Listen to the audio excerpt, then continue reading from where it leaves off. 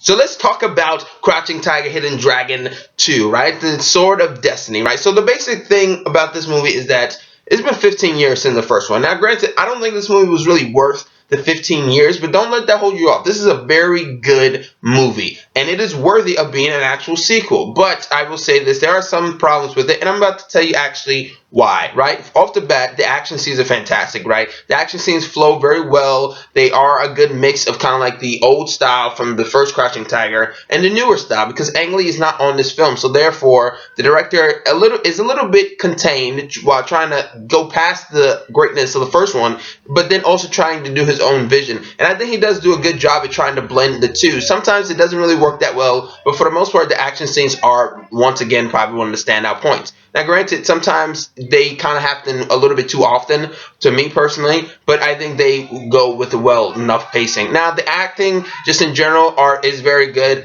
Michelle Yeoh, Donnie Yen, I think they are on top notch. They're on top of their game. You know this shit already, people.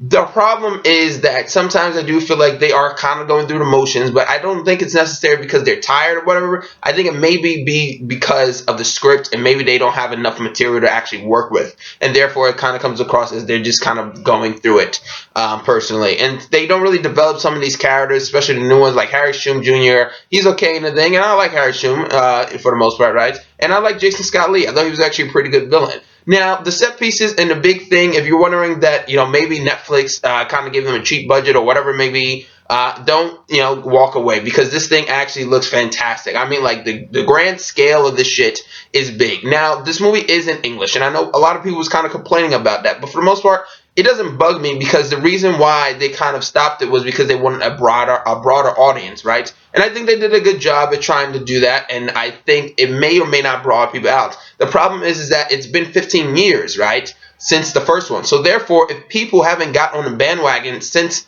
that 15-year gap, then most likely they probably wouldn't jump onto this thing just because it's in English. That's just my opinion. Now, granted, look, this movie is good, and sometimes the pacing is a little bit off, particularly because this movie is kind of short, and so it kind of just picks up the pacing so quickly, and so many things happen that you don't even know what's going on. But that's not necessarily a bad thing. Look, this movie is a lot of fun, right? It's not necessarily as emotionally in-depth with, like, the first one compared to that, and that's where this movie kind of falls short a little bit, personally. And you don't really care too much about the characters, and the script is kind of solid, but, it's more straightforward. It's not as, I guess you say complex, quote-unquote.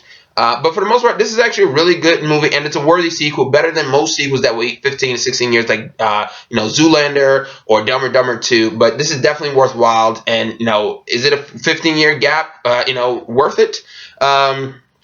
That's up to you. But if you see it in the theaters, go ahead. I guess you can see it if you want. But you can actually just save money just by watching it on Netflix. But that's my review. If you enjoyed it, comment, subscribe, and like. I'm Chris Smith, and I'm signing out.